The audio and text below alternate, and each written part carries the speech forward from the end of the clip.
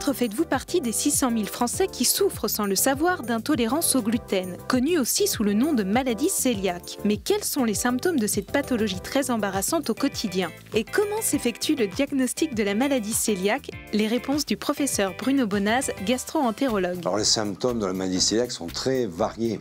Vous avez notamment, pour ce qui nous concerne, nous les gastro-entérologues, les troubles digestifs, c'est-à-dire que les patients se plaignent de douleurs abdominales, de ballonnements, ils peuvent avoir de la diarrhée ou de la constipation. On peut voir un diabète, on peut voir des maladies de la thyroïde, des maladies de la peau, une ostéoporose. Alors, le diagnostic de la maladie cœliaque se fait à la fois par une prise de sang. On fait en complément, tout du moins chez l'adulte, on fait une endoscopie et on va faire des prélèvements de la partie initiale de l'intestin grêle qui est accessible à l'endoscopie, qui s'appelle le duodénum.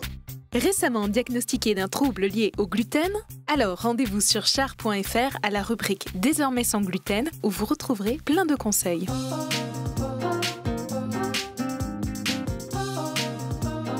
Comment s'organiser pour bien manger sans gluten au quotidien? Les réponses d'Elisabeth Cadieux, diététicienne nutritionniste. Ce qu'il faut savoir, c'est que pour la personne qui doit avoir un régime sans gluten, c'est que beaucoup de produits sont naturellement sans gluten. Donc on va adapter son alimentation déjà en fonction de ses habitudes de vie. Le petit déjeuner, par exemple, elle peut prendre du pain aux céréales sans gluten, avec du beurre ou de la confiture. Elle peut prendre aussi un muesli avec du lait. Elle peut compléter avec un fruit.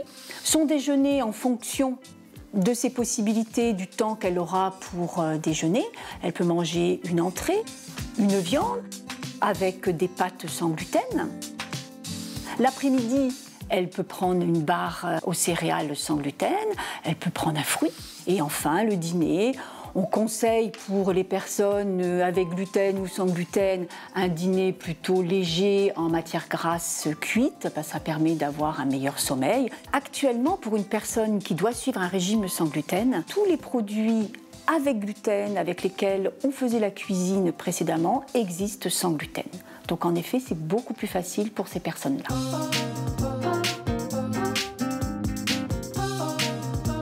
Alerte rouge, des amis débarquent à la maison à l'improviste et vous voulez une recette simple et rapide et sans gluten évidemment. Que diriez-vous d'un bon plat de pâtes au dés de saumon?